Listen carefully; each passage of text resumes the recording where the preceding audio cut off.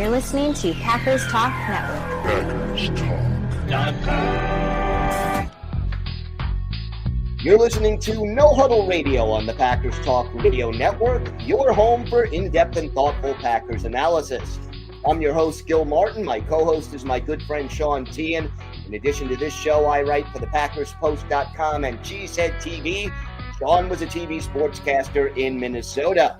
We're here to talk Packers because you're all here for one thing, and that's a love for Green Bay football. Sean, we're back from the bye. How you doing?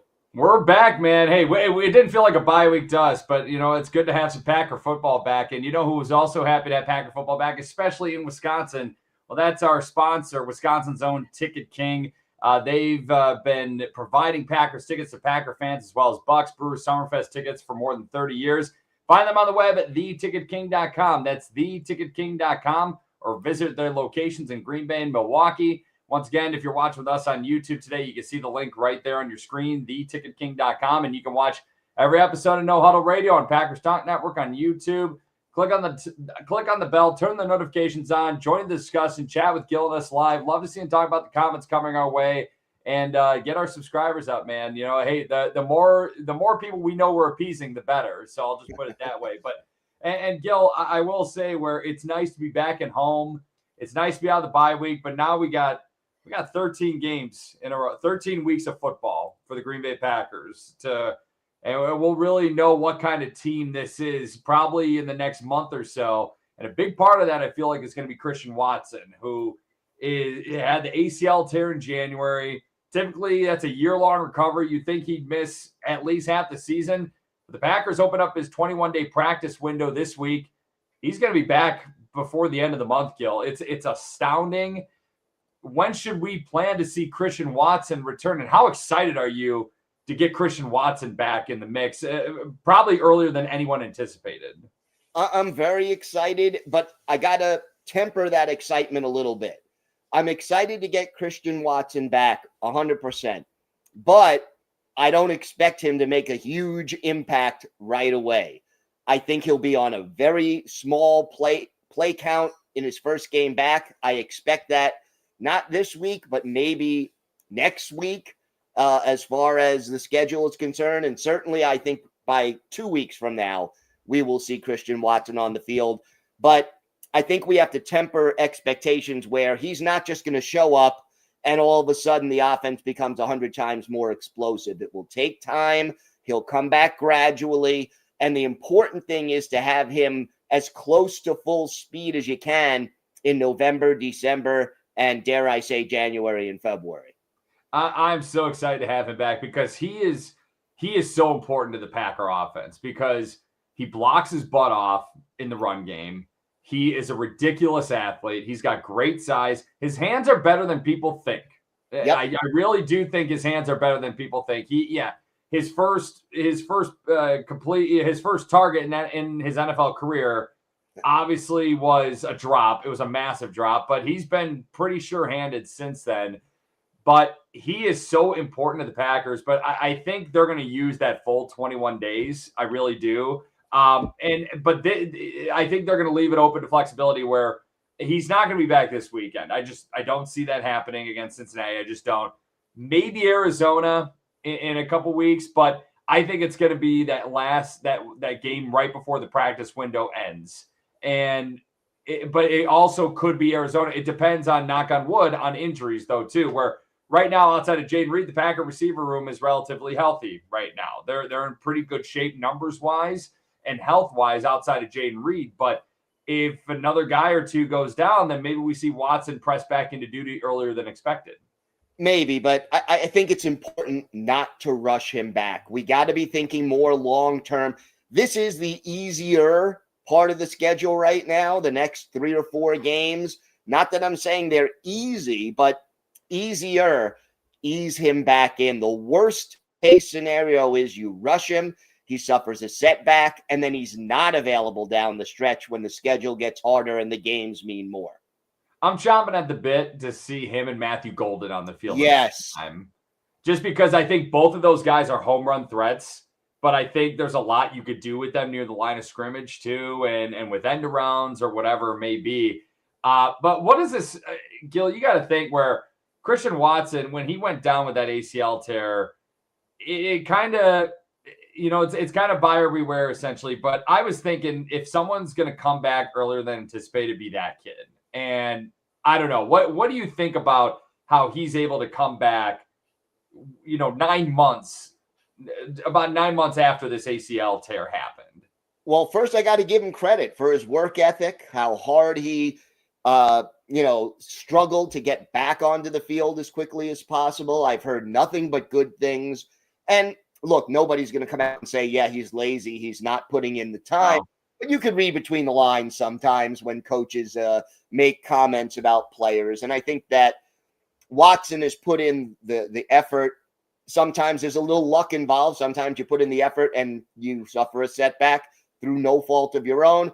But I like his attitude. I like the way he's approached it. I like the fact that the team is trying to not rush him, that sort of tone him down a little bit so that he doesn't rush himself. But I think right now, I'm optimistic about the soon to be returning Christian Watson. And in my opinion, Jordan Love looks better from a year ago. The passing offense, I think, is a lot better. Christian Watson's only going to help this team. He is. Oh. He's only going to help. And especially as a blocker in the run game, he's only going to help this team all around. Think about this. When you have both Matthew Golden and Christian Watson, forget just the stopwatch speed. Mm-hmm. You've got two receivers who will probably be your two best guys against man coverage. Yep. And when you only have one, that limits you a little bit. But if you've got two home run threats and two players who can beat man coverage, that's another asset, another weapon in Matt LaFleur's toolbox. It opens up other play calls. And I just have this crazy vision of a little wide receiver screen to Matthew Golden with Watson and Golden lined up on the same side of the field, and Watson throws a block that springs Golden in that 4.29 speed, and all of a sudden, you've got a 25, 30-yard gain or maybe even a home run play coming on a play like that. So I just see so many possibilities for this combination. And weeks down the road, too, just imagine when Jaden Reed comes back, too, where it's like, hey, a girl can dream, right, Gil? So, that's the best. Jaden Reed, Matthew Golden, and Christian Watson possibly on the field at the same time. Maybe you throw Romeo Doubs in there. Maybe you throw Wicks in there.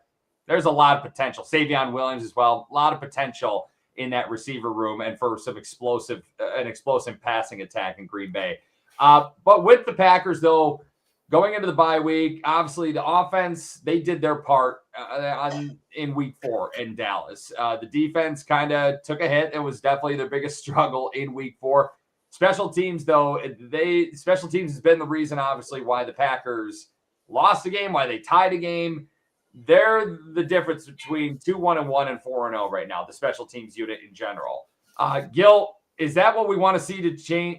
What we want to see change after the bye week is just improve special teams play, or is there something more that we want to see from the Packers? There's a couple of things I want to see more. The special teams is big, and I think we'll talk more about that in the injury report as well later on in the show. But can we stop with the pre-snap penalties and the mental mistakes? That's another one. And the run blocking. The offensive line is so banged up. The run blocking has been not good, to be nice. And, too often Josh Jacobs is being hit before he even gets back to the line of scrimmage.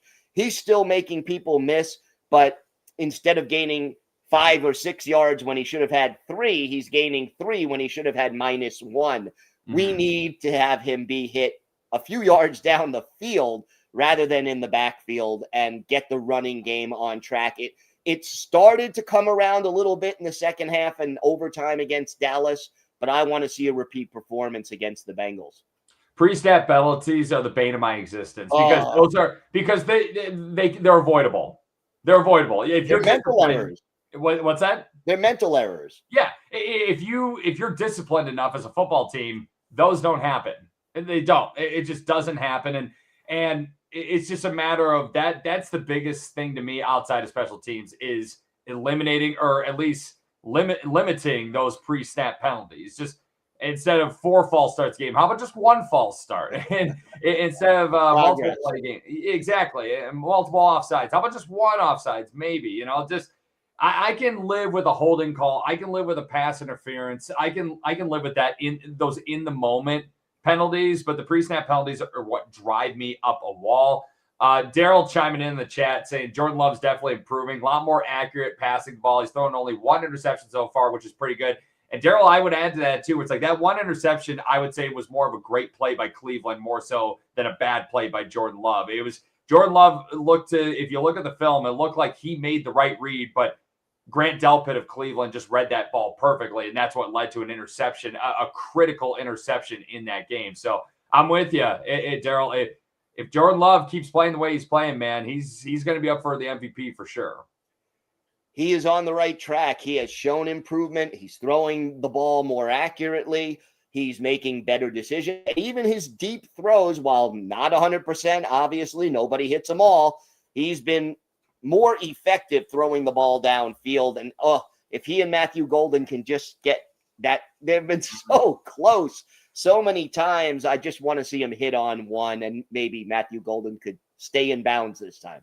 Hey, they connected on a deep ball in Dallas, but it wasn't intended for Matthew Golden. It was intended for Dontavian Wicks, who probably would have had a touchdown if the ball got to him, essentially. But that was something from a few weeks ago. We're moving forward. We're moving on. And let's look at the Packers injury report coming out of the bye week. You hope that you eliminate it, improve some of the dings and scars and scratches that you may have from the first 4 weeks of the season.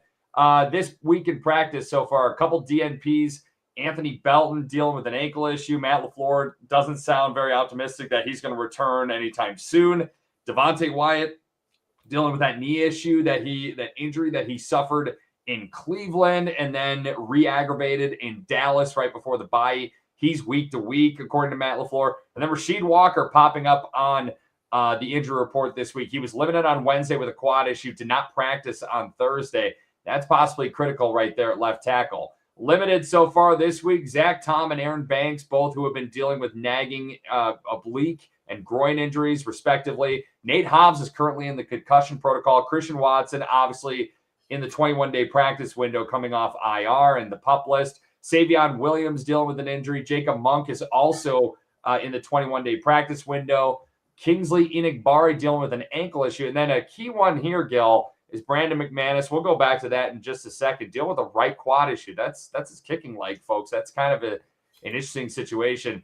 Fully participating so far this week, though. Jordan Love still with the left thumb that he had surgery on in the offseason, also listed with an ankle injury. Tucker Kraft has been a full participant this week with an elbow. Jordan Morgan has been a full participant this week with a knee. But let's go back to Brandon McManus, Gil. You're hoping special teams is better. It's going to be kind of hard if you don't have your rock star kicker kicking this Sunday. Yeah, do we see Mark McNamee make his NFL regular season debut? I mean, the fact that Matt LaFleur described it as, what did he say, a major concern, that does not feel good to me. And McManus has been pretty close to Money in the Bank when protection holds up. Yeah. And I mean, I'm a little nervous now because of the protection and the blocking, but if you have McNamee in there who's never kicked in an NFL game, that level of anxiety goes up a little bit more. And Brandon McManus, he did speak to the media on Thursday as well. He said he's planning on kicking on Sunday. The injury did not happen in the Dallas game where he had to make a couple hits on special teams, which you don't really want to see when your kicker is the last line defense and actually has to make a play on the ball. But no injuries were suffered in that game. It was an injury that flared up in practice this week, coming back from the bye week. So you hope it's nothing, but maybe this weekend, being at home against an opponent that's battered and down right now, maybe he won't be as critical to have on Sunday. Maybe you can give him the week off, but an interesting situation, something to monitor for sure going into Sunday's game. Now let's look at Sunday's game. The Packers hosting the Cincinnati Bengals, the 2-3 Bengals, a Bengals team that, when healthy, I mean, they're pretty good, but it's been a bit of a rocky road so far, especially on offense for the Bengals ever since Joe Burrow went down with a toe injury. Currently, they are last in total offense in the NFL. Green Bay on defense, they're 4th overall in total defense. Cincinnati is 29th in scoring, 29th in passing, last in running the football. Green Bay defensively tied for 11th in scoring, 11th in passing, and 2nd against the run.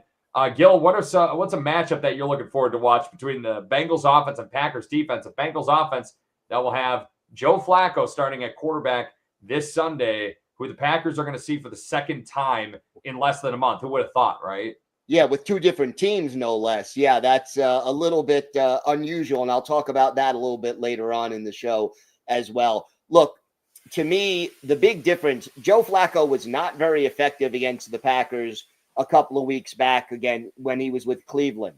The big difference is he's got Jamar Chase and T. Higgins to throw to, and that's a big matchup. You've got to slow down and contain, especially Chase, who's having an outstanding year.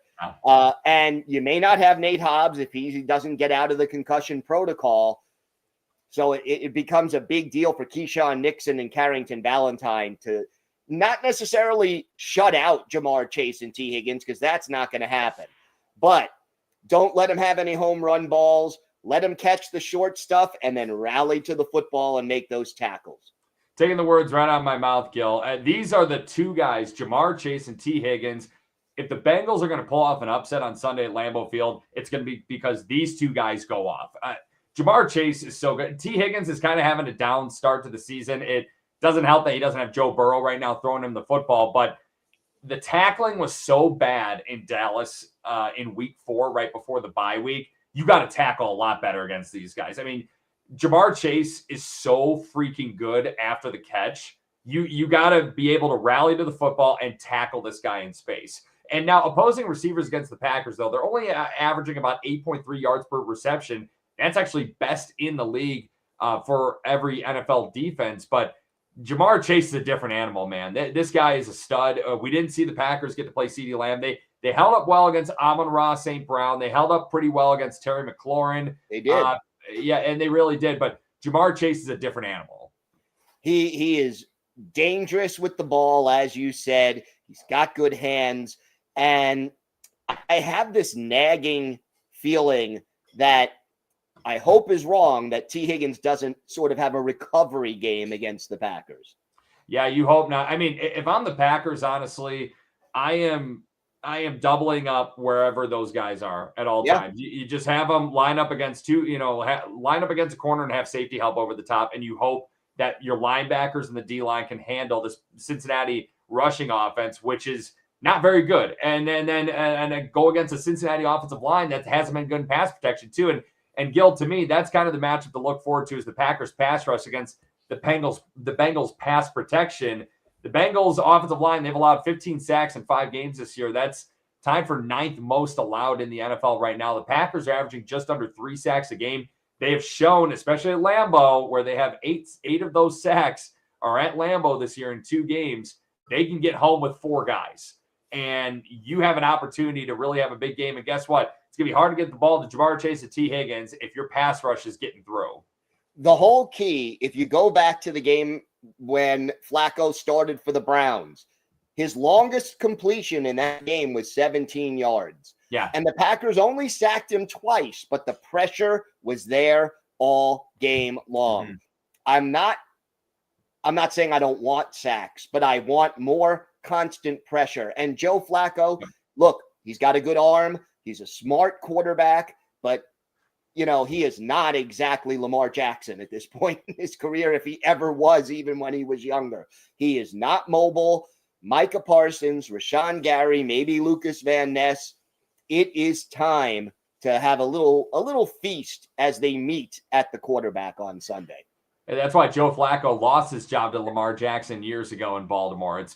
Lamar Jackson's a different animal, obviously, but again, this is the second time in a month, though, the Packers are facing Flacco, when Flacco was with the Browns back in week 3. And week 3, Flacco, the Browns upset did not happen because of Joe Flacco. The Browns upset over Green Bay happened because their defense was incredible that day. It really was. He was 21-36, only threw for 142 yards. That's 3.9 yards per attempt. Threw an interception, 55.6 passer rating, and was sacked twice, like you mentioned, Gil. in that week 3 game against the Packers. And the Packers defensively, they were really good. They had a couple sacks, an interception, 4 of 13 third down defense, 1 fourth down conversion allowed on 2 attempts, 221 total yards allowed in that game. Again, Joe Flacco did not beat Green Bay in week 3. But it helps that Joe Flacco also has 2 stud receivers, but he may even have a worse offensive line in front of him and he definitely does not have as good of a rushing attack behind him as well. Correct. Now, the counter to that is the Packers probably won't have Devontae Wyatt, which helps a lot getting pressure up the middle. It's going to be up to Carl Brooks to kind of take up and pick up the slack there. But the Packers should be able to pressure Joe Flacco in this game. And if they do, you take away the deep passing game.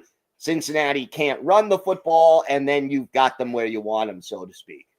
Stop the run, make a pass, and rally to the football. It's as basic as that, Gil. Let's look at the Packers offense and the Bengals defense. And so far this season, the Packers total offense ranked 14th in the league. Cincinnati's total defense, it's slightly better than their total offense, which again, their total offense is last in the league, but their total defense is 30th. It's just not good all around in Cincinnati in general. Green Bay's offense, 9th in scoring, 17th in passing, 18th in rushing. Cincinnati defensively, they're allowing opponents to score 31.2 points per game. That's 30th in the league, 29th against the pass, and 24th against the run. Gil, I mean, there's one guy who can ruin this game for the Packers, right? Let's just talk about him. Trey Hendrickson, we talked about him in the offseason when we thought he might be available, and the Packers, ended up with Micah Parsons rather than Trey Hendrickson, but he is still the one star player defensively that the Bengals have. And we've talked about the injuries to the Packers offensive line.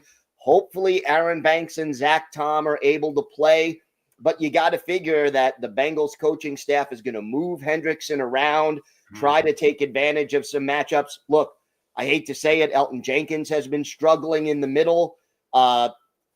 You got Sean Ryan struggling in the middle. I would not be surprised to see Hendrickson lining up opposite either one of them on several plays to try to create some mismatches. You got to be able to keep him off of Jordan Love. If you do, that secondary is so vulnerable. Very much like the Packers defense has to key on specifically number 1 on the Bengals offense, Jamar Chase, and number 5, T. Higgins. They got to put a big circle around number 91 in Cincinnati's defense. Trey Hendrickson, if you let this guy take over the game, it's going to be a problem for Green Bay's offense. It will. He is the one guy. It starts with him in Cincinnati. He is a tremendous football player. 4 sacks, 3 tackles for loss, and a forced fumble this year. He leads the team in all those categories. Now, the Packers struggled against an elite pass rusher a few weeks ago against Myles Garrett. Big difference is, though, I think Myles Garrett's got a much better supporting cast around him on that defense. Trey Hendrickson doesn't really have a whole lot around him. So I feel like with this, Gil, if you don't have a game plan that is centered around stopping him and slowing him down, what are we doing? I feel like the game plan they had against Aiden Hutchinson in week 1 should be very similar to the one they have against Cincinnati coming up in week 5. It should. And one thing we saw in week 1, we saw a lot more Chris Brooks out there on the field in passing situations. I want to see more Chris Brooks against Trey Hendrickson. If it's 3rd and 6, 3rd and 9, put in Chris Brooks and have him help in the pass protection. Maybe you also use a tight end to chip Trey Hendrickson, double team Trey Hendrickson, some combination of those things in order to prevent him from having a big game. Yeah, Trey Hendrickson is a darn good football player. I would love to have Zach Tom back on Sunday, but I'm more so concerned about his long-term health. I don't want him to rush back from that oblique. We saw what happened, ironically, against Cleveland, where he lasted 1 total play, and then he was out for the game, and it set him back again. I don't want the Packers to rush Zach Tom back, and Zach Tom probably will want to play. He wanted to play against Cleveland. It sounded like it was his call to really be like, yep, I'm good to go, and then he realized, nope, he couldn't play. I would love to see Rasheed Walker playing at left tackle too, but they may have they're not going to have Anthony Belton most likely, so you got to have at least one of those tackles, Gil, or it could be tough sledding for the Packers on tougher sledding than we think on Sunday. Your starting tackles very well could be Jordan Morgan and Darian Kennard. Yeah, They could. And you know what? And Jordan Morgan, I thought he played great in preseason at left tackle. So why not? And Darren Kennard has been serviceable. Has he been elite? No. Has he been serviceable? Yes. He's proven to be a very nice addition to the Packers O-line room because he's helped them essentially maintain some kind of level of solid play at right tackle. Yeah, Pro Football Focus loves him for whatever reason. And look, I agree with you on Jordan Morgan and Kennard being, as far as depth goes, that's fine. But Trey Hendrickson is not the typical opponent that you're going to face. And I really would prefer to have at least one of the two starting tackles out there with Trey Hendrickson being the opposition.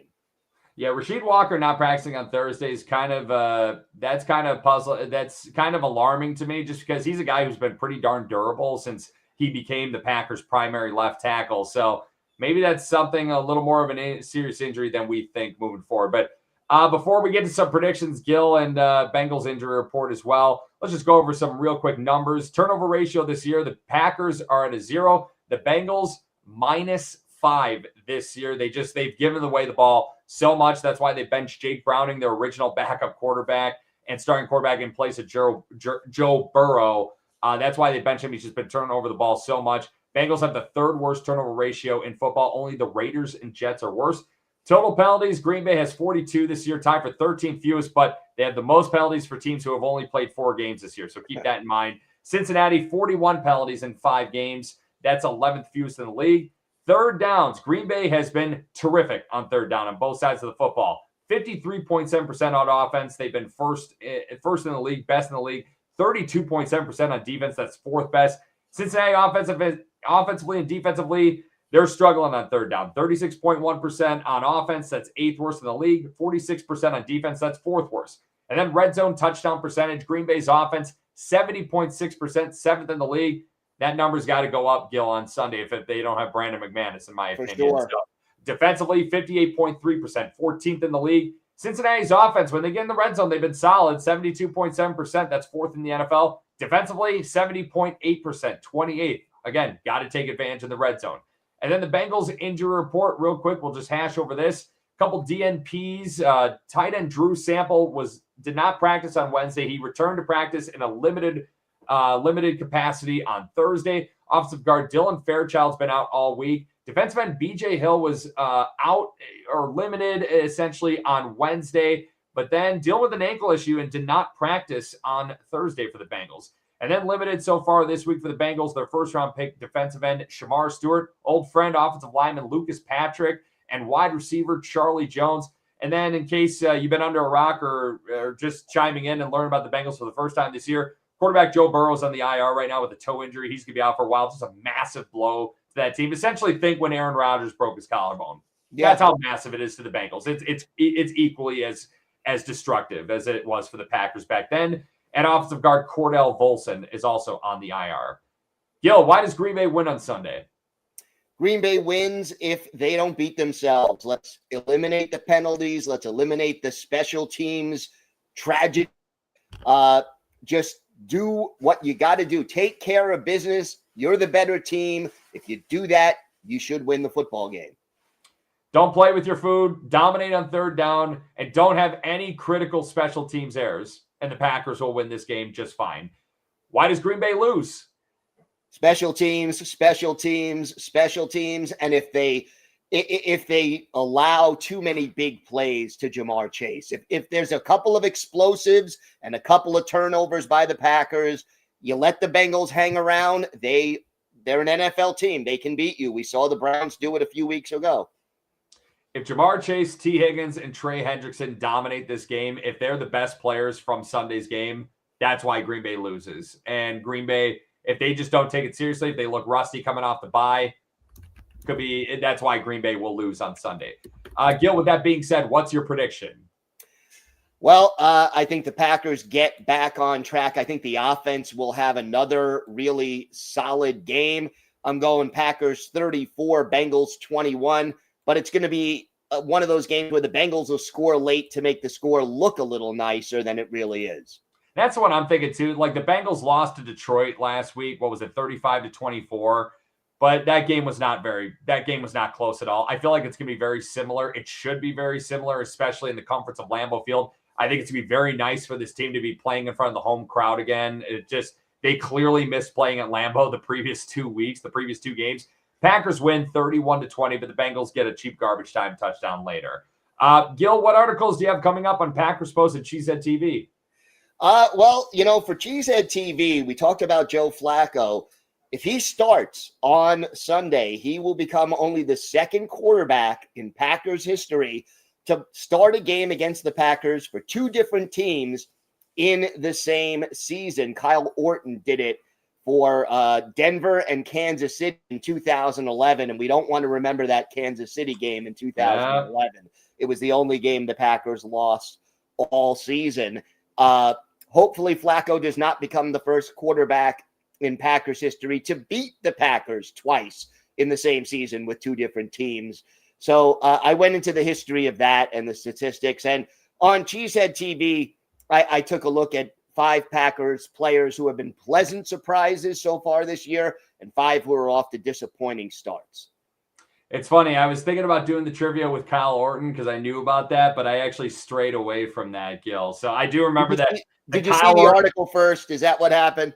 I may have taken a peek. So yeah, I may have been scouring the web a little bit. So, but are you ready for today's actual trivia? I am ready for the actual trivia. God, I'm just so glad that I didn't have to repeat what you just said, So I'm glad that I have something else. So ironically, the last time, though, the Packers and Bengals met on the gridiron was in Week 5 of the 2021 season, and we're entering Week 6, but it's Game 5 for the Packers.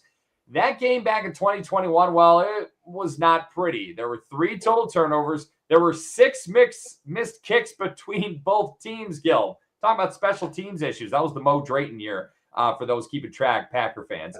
The Packers somehow wound up surviving in overtime against the eventual AFC champions, 25-22. The loss in the weeds from that afternoon is that some history was made for one player in this game. Gil, in the 2021 Green Bay-Cincinnati game, which wide receiver had a career high in receiving yards in a single game? I'm going to go with the percentages and say Davante Adams. It was Davante Adams. I was thinking maybe, because I didn't say specifically what team, but it could have been Jamar Chase too. But yeah, Davante Adams, it was his day that Sunday. He had a monster day in Southern Ohio. He caught 11 passes for 206 yards, scored 1 touchdown. That's Adams' lone game in his career with 200 or more receiving yards in a game, and tied for the 8th most receiving yards in a game in Packers franchise history. But then on the other side, then rookie and current Bengal veteran Jamar Chase had a then career high 159 receiving yards against the Packers. And Chase has gone on to shatter that record later that same season. He registered 266 receiving yards against the Kansas City Chiefs in January of 2022. That was an NFL rookie record. And Chase also had a 264-yard game against Baltimore last November and a 201-yard receiving day against Baltimore as a rookie a couple weeks after that game against the Packers in 2021. So, yeah, it wasn't – Jamar Chase had 159 yards that day, but that was Davante Adams' day. But Jamar Chase, that was the start of what has been a tremendous career for the Cincinnati Bengals. No doubt about it. He is someone we got to take care of on Sunday. Yep, Bengals 2-3, Packers 2-1-1. They kick off Sunday, 3:25 p.m. at 1265 Lombardi. And what is that Lombardi time, Gil? I'm not going to go Eastern Central Mountain because I think people can figure that Lombardi out. Time is 3:10, right? 15 minutes early. 3:10 p.m. Lombardi time. All right, that's when we're kicking off is 3:10 p.m. Lombardi time. We'll go with that. Sounds very good to me. I am looking forward to it. And again, I think the Packers should be able to get back on track against the Cincinnati Bengals. That's it for today. We'll be right back here next week. Follow us on Twitter at Gil Packers and at GB Packer Sean to stay up to date on all things Packers or to ask us questions. Or you can email us at gbpackersean@gmail.com. Make sure you're subscribed to Packers Talk on iTunes, Google Play, Spotify, here on YouTube, or wherever you get your podcasts. Big thanks to PackersTalk.com for powering our show. And thank you for listening. Till next time, go Pack Go. Go Pack Go. And hit that like button and subscribe. Hit it.